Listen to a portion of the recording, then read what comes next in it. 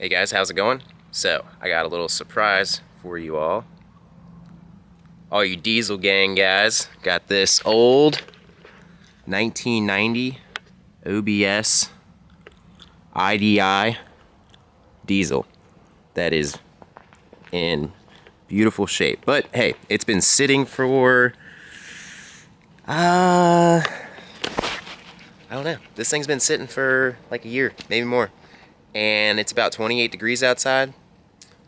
And last time I checked, they said that fuel filters had a bunch of rust in them. So this one's gonna be fun. And yeah, y'all stay tuned and we'll see if we can get the old diesel started.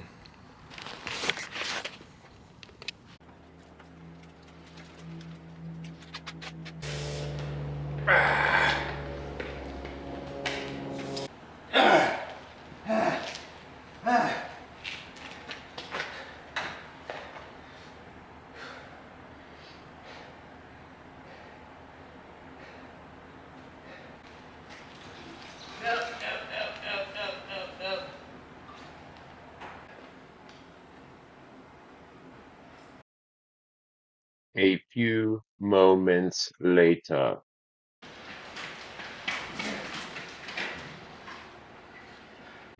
Alright, so as you can see, right there, all that rust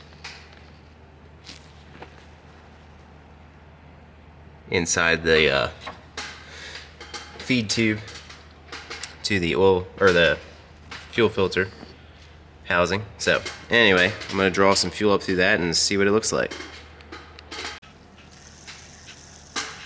That diesel fuel looks and smells terrible. Now, there's not too much sediment in that diesel fuel.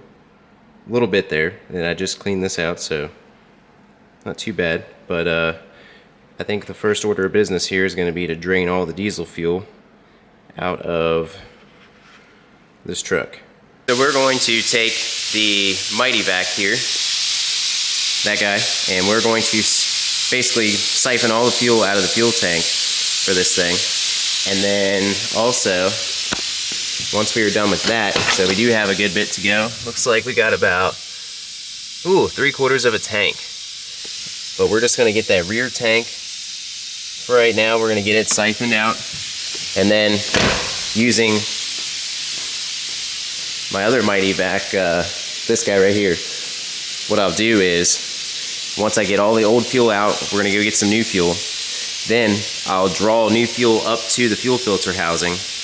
And after that's done, I'm gonna replace that fuel filter that's in there and we'll get this thing fired up.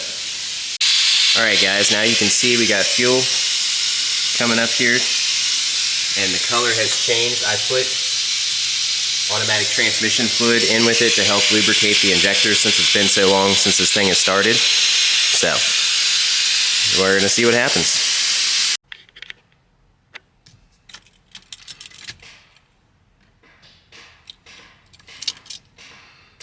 All right, let's see what happens.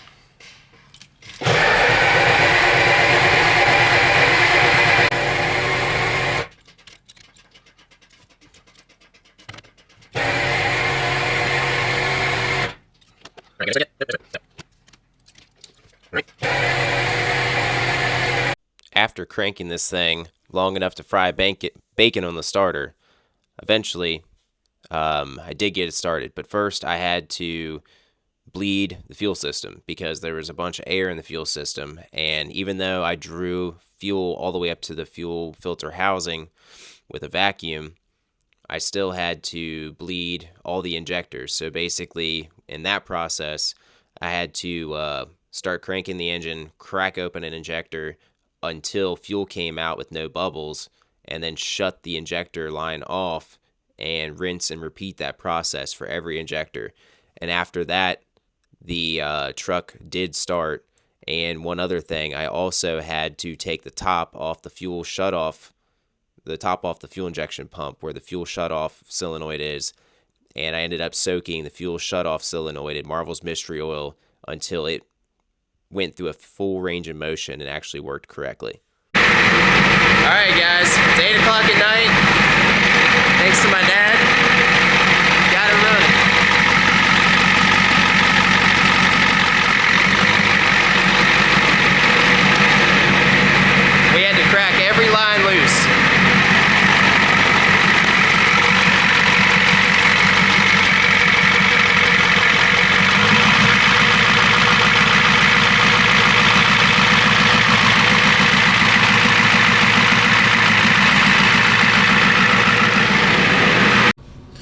morning, guys. So I've got the 1990 Ford in there. It is 33 degrees outside, so we're going to go see if we can get it started. It has been in the shop, but it's now Wednesday, and I got it running. I got the 7.3 running on Monday late at night. It was like 9 o'clock at night. So anyway, we're gonna go in here, get this thing started, get it pulled out, and start working on some other stuff. Got a lot lined up for today, so it's gonna be busy. But looks like we got a couple more cars dropped off here. Gotta take a look at those, and then also have a bunch of stuff to do on the Ford Explorer today.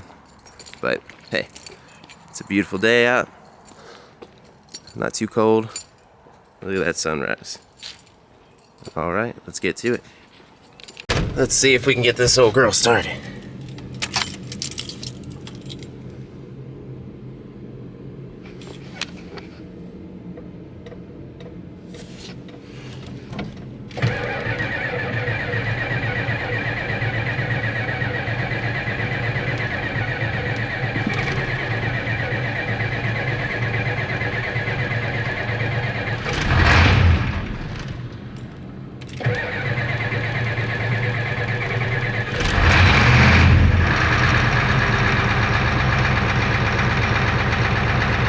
So as of right now, just kind of going around here and, you know, spin your wheels, see how stiff they feel, like the brakes are dragging or something like that. These are a little stiff, and we'll have to see.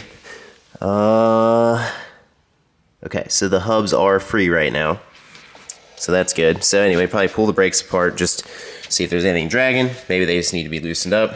And another thing I'm gonna go ahead and do is I'm going to try and perform a brake fluid flush on this guy since it's been sitting for a long time.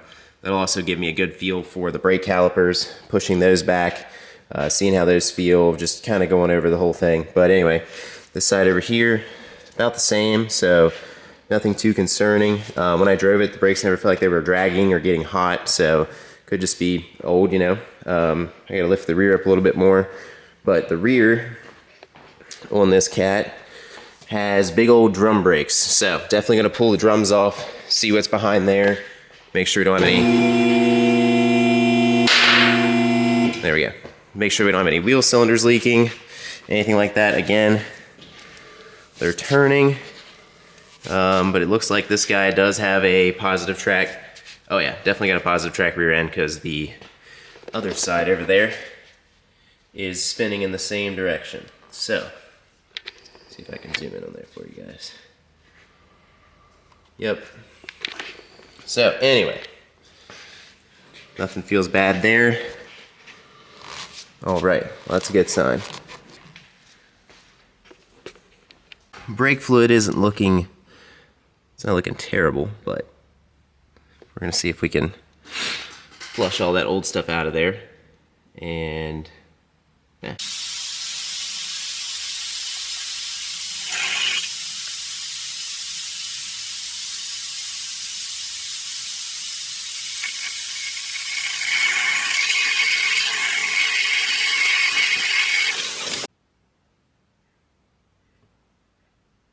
All right, and while we're at it, wouldn't probably hurt to suck the old fluid out of the clutch master cylinder, if that'll open up.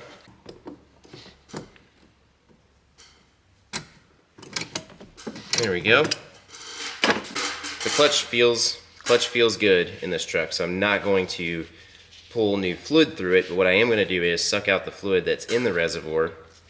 As you can see, it's very nasty, so get that out of there, put some new in, and over time just, you know, keep sucking it out, put new in, and eventually you will like circulate it all through there and you'll have new fluid. So do it a couple times and it'll be good. Got the good BG Ultra Dry Flushing formula, so this is good stuff. The fluid looks a lot better. Probably still some stuff floating around in there, but as it circulates, we'll get this thing warm and probably, you know, suck the stuff out a couple more times just to get this thing nice and right before we give it back to our customer. Alright guys, so here's where I'm at with this truck. Most of the rust on it is surface rust, so that's good.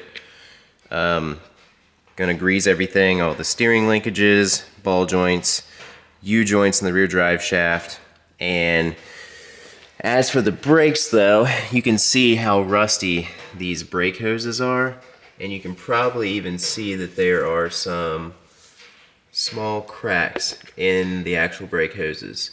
Like they're very small micro cracks. The brake hoses just look really rough. So, with that being said, I turned the axles. They turn very easy. So, no problem with the wheel bearings. So most of that sticking is coming from the calipers themselves.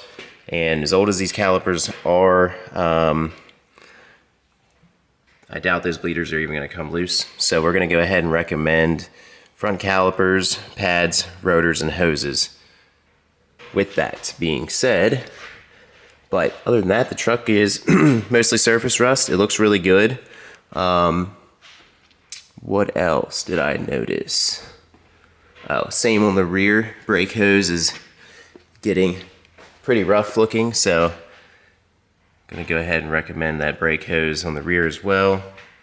And then I'm gonna pull the rear drums apart, take a look at those, because it does look like it's been seeping a little bit at will. Alright, so obviously this drum is stuck. I have been smacking with a hammer, hitting around the outsides here. And I don't want to damage and hit one of the lugs, so I'm going to show you guys a little trick that I do whenever I can't get one off, just a way to kind of help loosen it up. My air hammer is my favorite tool. If used correctly, it can really get you out of a lot of pinches. So I'm going to show you guys here how you could use the air hammer a little bit, maybe to use some of that shock and vibration to help loosen that drum up.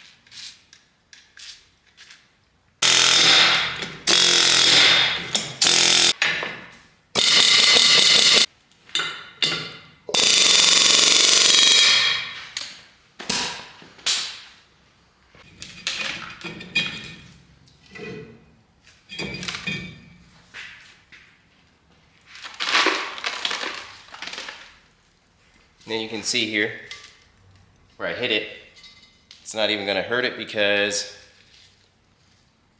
it didn't even hit where the actual shoes are going to ride. So, watch your backing plates when you do that. Over here, make sure you don't booger up the backing plates when you're doing that kind of stuff. But shock from an air hammer, best way to get a lot of things loose. Okay, so here's what I wanted to show you guys. So, you can see in there all that fluid that's leaking out, and then also because of that, there we go, see that trail down the back right here? That has been running down, and it almost looks like the axle seal has been leaking, but pretty sure all that is brake fluid. So, new wheel cylinders. Shoes look good. Both sides. Not too worried about that. The drums look pretty good. We're just going to try and sneak some wheel cylinders in there, which looks like that might be a little harder on this side. But anyway, you can see here as well, on the driver's side, that this guy, there we go. See how wet it is inside of there? That's how you check your wheel cylinders. Pull those little boots back. So this brake hose has got two fittings on it for some reason. It's not even on this truck, so this is all the stuff I gotta take back that's wrong. Even though, you know, parts site says that these were the right parts. So anyway, I went ahead and yanked the radiator out really quick because I wanted to check and make sure it was right because everything else has been wrong. So I got to go in and get some.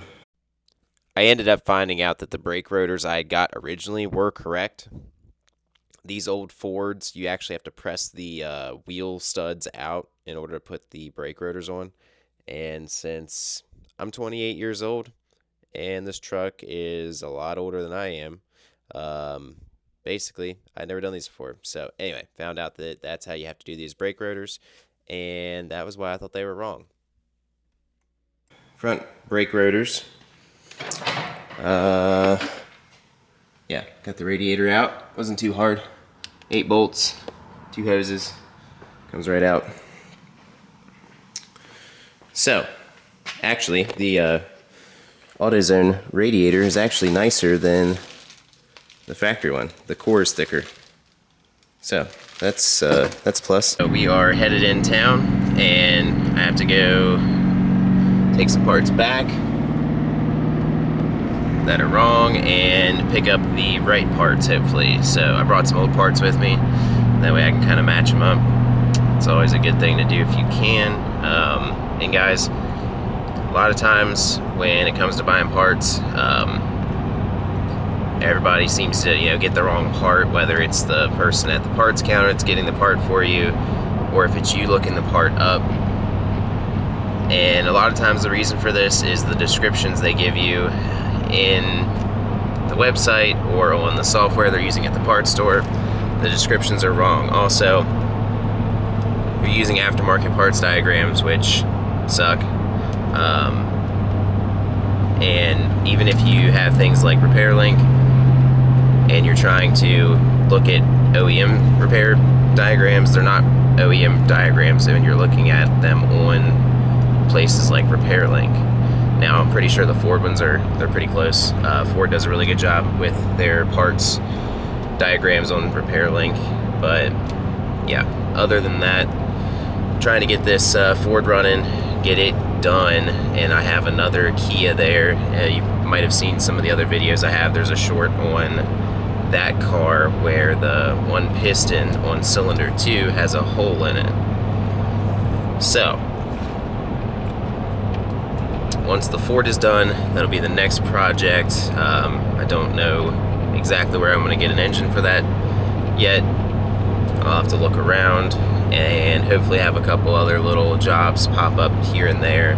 So anyway, it is really dark out, and we're supposed to get some snow on Monday, so hopefully get some snow and be able to ride around and have some fun. Alright guys, so after going to the final store, we went to AutoZone first to drop off some parts. Then we went to CarQuest, the big warehouse, to go and try and pick up some more parts. I was told that stuff won't be there till tomorrow, so the truck won't be done for another day. Then I had to go to the Advance Auto on the other end of town, and look, now it's starting to snow. Oh yeah. Alright guys, so got the thermostat in there. You can see down there, you can see that new gasket in there. So I took that housing off, cleaned it all up, cleaned the rust off of it. And to get to the thermostat on this, basically you just take the vacuum pump off, then you can take the alternator off. There's a bracket right there for your fuel filter housing. Kind of take that guy off, and all that stuff kind of sandwiches together with these bolts down here. So once that's done, I'm going to replace all these belts. Still waiting for parts on that. And yeah, it's coming along slowly but surely. Alright, when I'm telling you guys this truck is solid, like solid as a dollar, this is what I mean. So any of you guys that have worked on or owned any of these old OBS Fords, look at the radiator support down there. Look at that. No rust at all. There's still paint on it. Stay tuned guys, there's a second part to this video where we will get this thing finished up, go on a test drive, and also play around the snow a little bit.